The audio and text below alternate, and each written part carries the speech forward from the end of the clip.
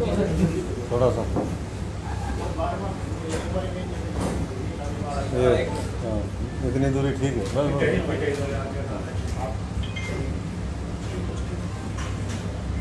सभी हमारे पत्रकार, छायाकार, प्रिंट मीडिया, इलेक्ट्रॉनिक मीडिया सभी साथियों का बहुत बहुत धन्यवाद। और आप भी, क्योंकि कोरोना वॉरियर की भूमिका निभा रहे हैं, योद्धा की भूमिका पिछले 3 सवा 3 महीने में जो समस्याएं हुई जनमानस को इस महामारी के दौरान, जिस तरीके से देश के सामने तो संकट था ही, लेकिन सबसे ज़्यादा संकट गरीब मजदूर और किसान के सामने, और उसने विकराल रूप धारण किया। लॉकडाउन हुआ, फैक्ट्रियां बंद हो गई, और अब धीरे धीरे ये लगता है जिस तरीके से लगातार केस बढ़ रहे हैं कि लॉकडाउन क्या वाकई में कामयाब रहा। क्या सरकार जिस कि वो इसको कामयाब हुई हो, लेकिन साथ में जो हेल्थ की इंफ्रास्ट्रक्चर है या जो उचित कदम उठाने चाहिए वो लेने में क्या सरकार सफल रही, ये सारे सवाल हैं। क्योंकि लगातार केस बढ़ते जा रहे हैं। यहाँ पूरी दुनिया में जो कर्व है कोविड की, वो नीचे की तरफ आ रही है। उसमें कहते हैं कि जब तक ये कर्व फ्लैटन नहीं होगी, यानी कि नीचे की तरफ नहीं जाएगी, तब तक बढ़ता हुआ दिखता रहेगा। तो वो अभी भारतवर्ष में लगातार ऊपर ही जाती जा रही है, और ये कह रहे हैं कि जुलाई अंत तक जो है वो इसका पीक आएगा। तो ऐसे में मैं समझता हूँ कि हमारे साथी हैं, लोग बैठे हैं यहाँ, और पूरे देश में जो स्वास्थ्य संबंधित सेवाओं से जुड़े हुए लोग हैं, डॉक्टर हैं, बड़े बड़े हेल्थ सेक्टर के मैनेजमेंट से जुड़े हुए लोग हैं, उन लोगों को लगता है कि तो उतना बढ़िया प्रबंधन जितना होना चाहिए। तो ऐसे में चाहे प्रदेश सरकार हो, वो पूरी विफल साहब पूरे अनप्लान तरीके से उस समय एकदम लोग, प्रवासी मजदूर और मजदूर फंस गए। उनकी व्यथा आप लोगों ने देखी, कैसे उनके छाले पड़े, कैसे स्टेशन पे जो वो मृत पाई गई। अभी भी अलग अलग उसमें हम देखें, दिल्ली के अंदर देखें और विभिन्न प्रदेशों में देखें, तो राजनीति पूरे अपने चरम पे है। दिल्ली में बीजेपी रन जो एमसीडी है, वो कहते हैं कि यहाँ 1250 के बीच में डेथ हुई है। सरकार कहती है, माफ़ी चाहूँगा, आम आदमी की सरकार, पार्टी की सरकार, वो कहती है कि इतनी डेथ हुई है, वो कहते हैं इसके डबल हुई है। और 300-400 ऐसे केस हैं जो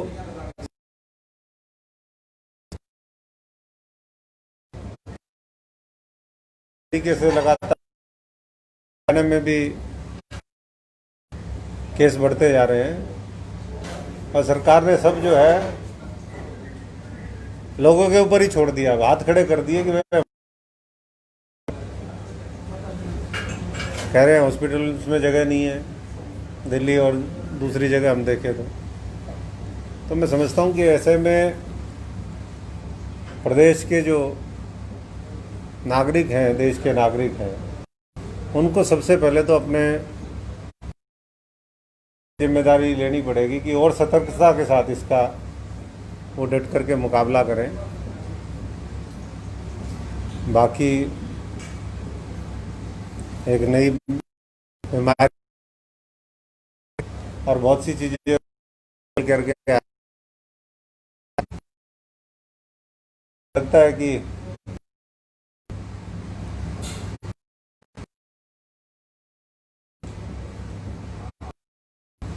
सब लोग समाधान तो निकलेगा, लेकिन इकोनॉमिक और चीज़ों को उसका भी हिसाब किताब नहीं लगाया जा सकता, क्योंकि चीज़ें अभी भी खुलने के बाद भी नहीं हुई है। जो एसेंशियल आइटम्स हैं, खाने पीने पीने की चीज़ें हैं, जो रोज़मर्रा की चीज़ें हैं, बातें कर दें। जैसे अभी 20 लाख करोड़ का पैकेज की बात कर दी, लेकिन 20 लाख पैकेज अगर आप बाहर के मुल्कों में जाकर के देखेंगे, लोगों को हर चीज़ उनके खाते में पहुंचाई गई है। लोन माफ़ हुए तो उसके इंटरेस्ट उनके उसमें हो गए, व्यापार में नुकसान हुआ तो वो, अगर किसी के रोजगार चला गया तो उसकी भरपाई उन्होंने अपने तरीके से की। वो होते हैं पैकेज। यहाँ तो आज तक भी गरीब आदमी को कुछ नहीं मिला। गांव में जो सामाजिक संस्थाएं थी, एनजीओ थे, धार्मिक संस्थाएं थी, उनसे सरकारों ने ये कह दिया कि हमें दे दो सारा राशन, हम बंटवाएंगे इसको। ये तो किया जो है इंतजार में है कि सरकार कुछ उन तक राहत पहुंचाई। कद उनके है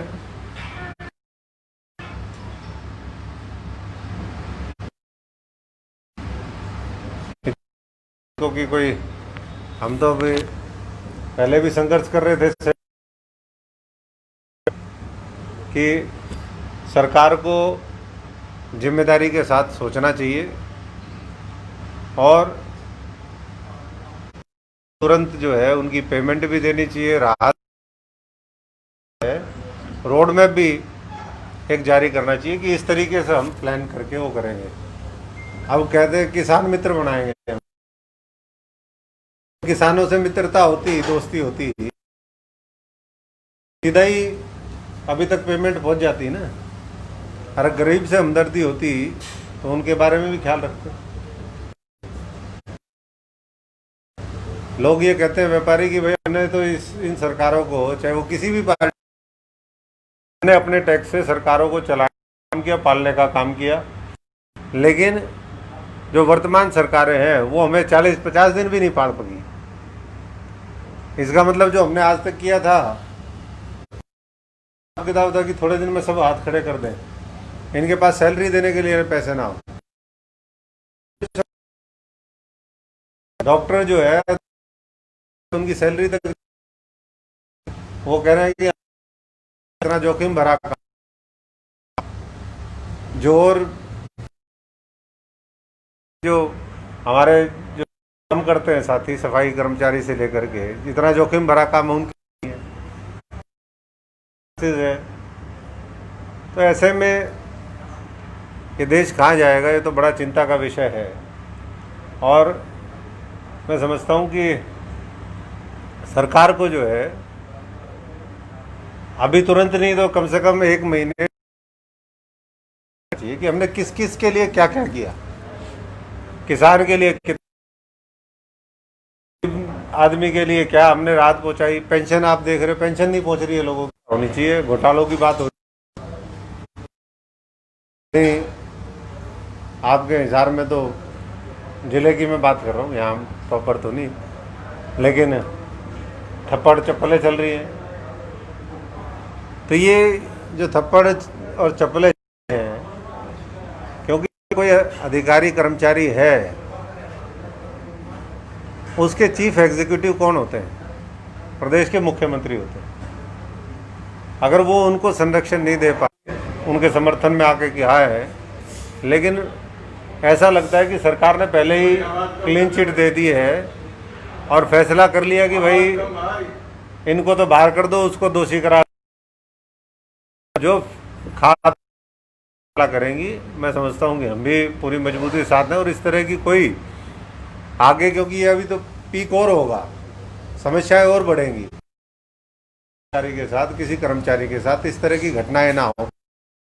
देखते हैं अस्पतालों में फिर लोग कौन काम करने आया है, जोखिम में डाल करके, या अपनी सेल्फ रेस्पेक्ट और स्वाभिमान को वो करके है कि कोई आदमी उसमें कॉम्प्रोमाइज़ करता है, तो इसलिए सरकार को तुरंत जो है, बाकी आपके सवाल कुछ होंगे तो उसका जवाब देंगे। मैं तो हालचाल जानने के लिए नहीं, बिल्कुल ऐसे में तो मैं समझता हूँ कि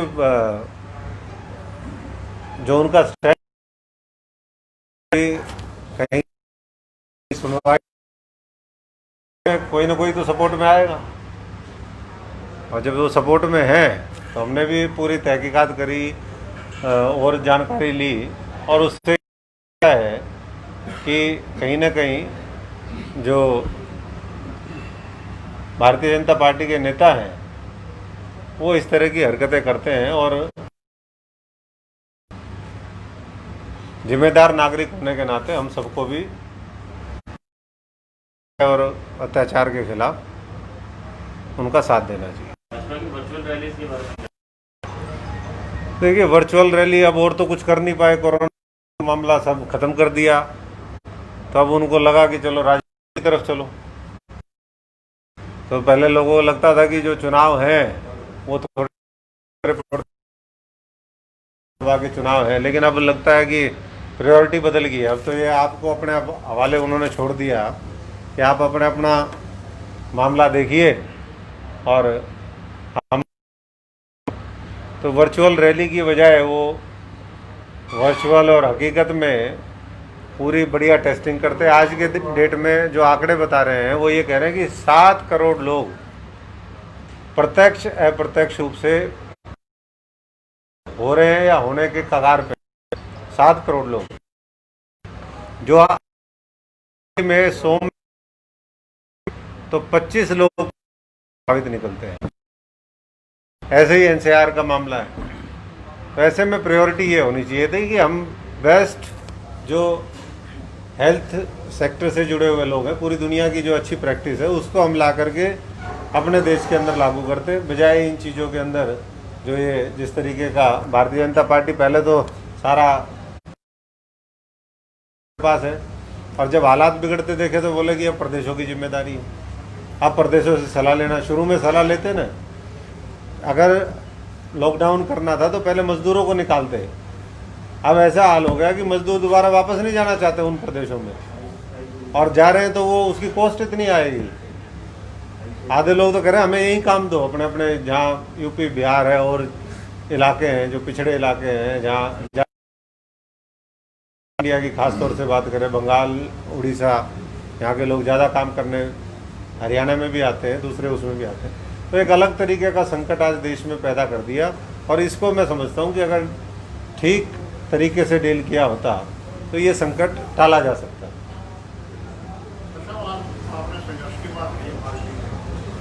कांग्रेस पार्टी में आपकी आज के टाइम जो भी विधानसभा चुनाव के टाइम मामला कहीं किसी का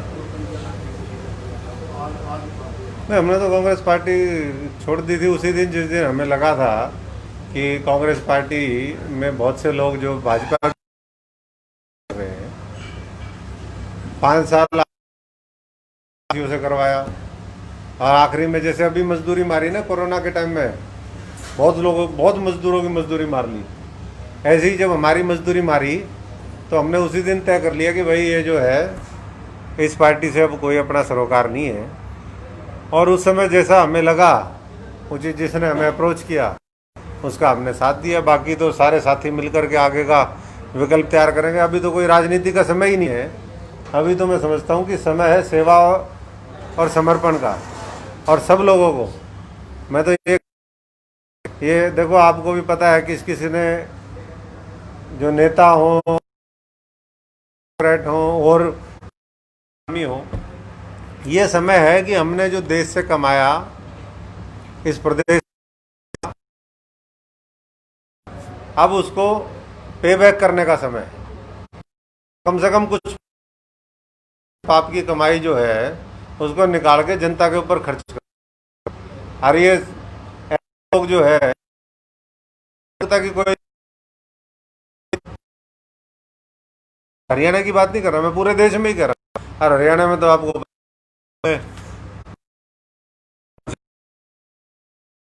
हुए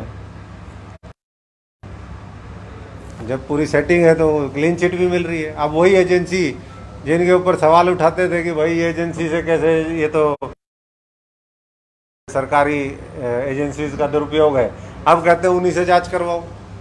अब उनमें आस्था और विश्वास आ गया। तो समय बदल गया है, इसलिए जनता भी जानती है इन चीज़ों को। और जब तो और प्रमुखता के साथ सारी बातें रखेंगे लोगों के साथ। आपके टाइम की काम है तो आज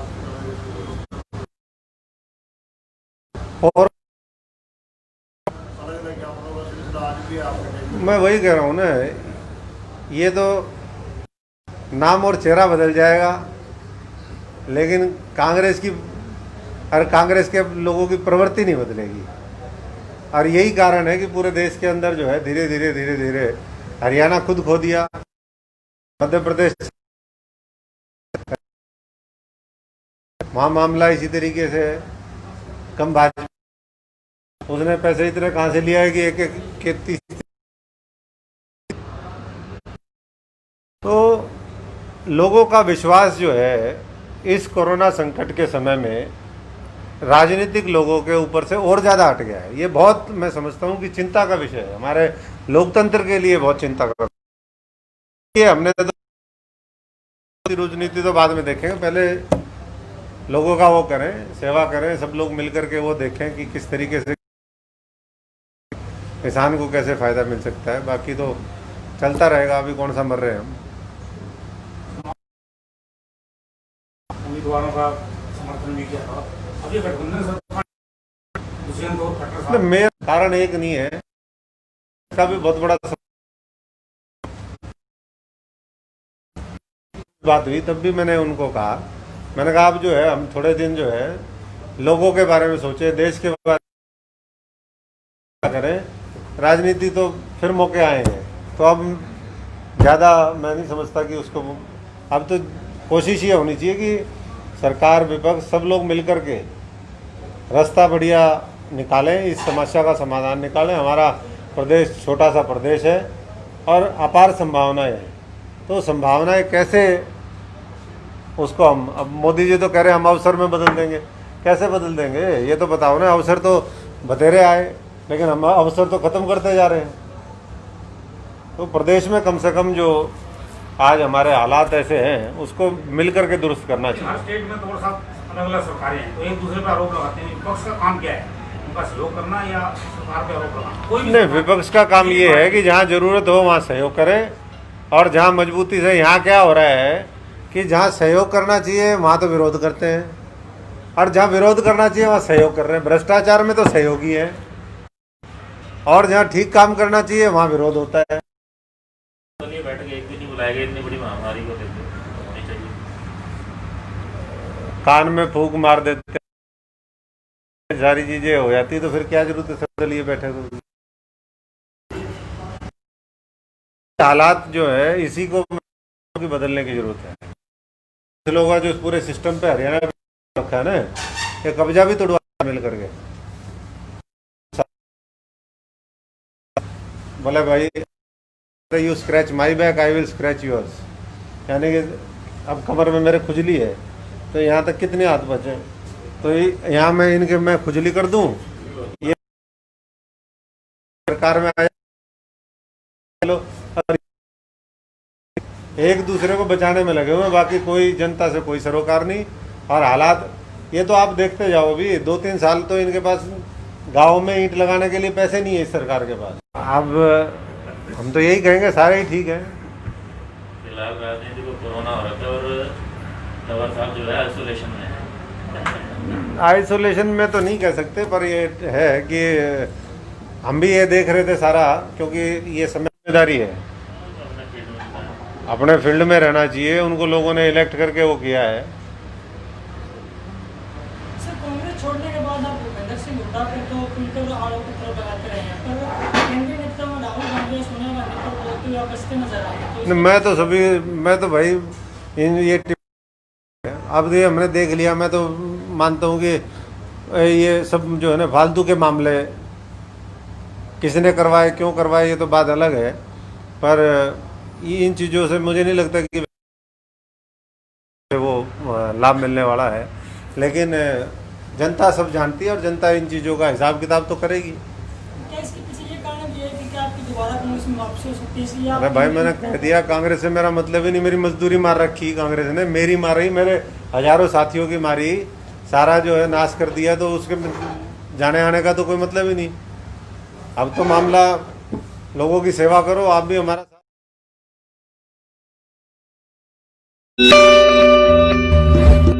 सच्चा वाक्य न्यूज को सब्सक्राइब करें और घंटी वाला बटन जरूर दबाएं ताकि हर खबर मिले आपको सबसे पहले।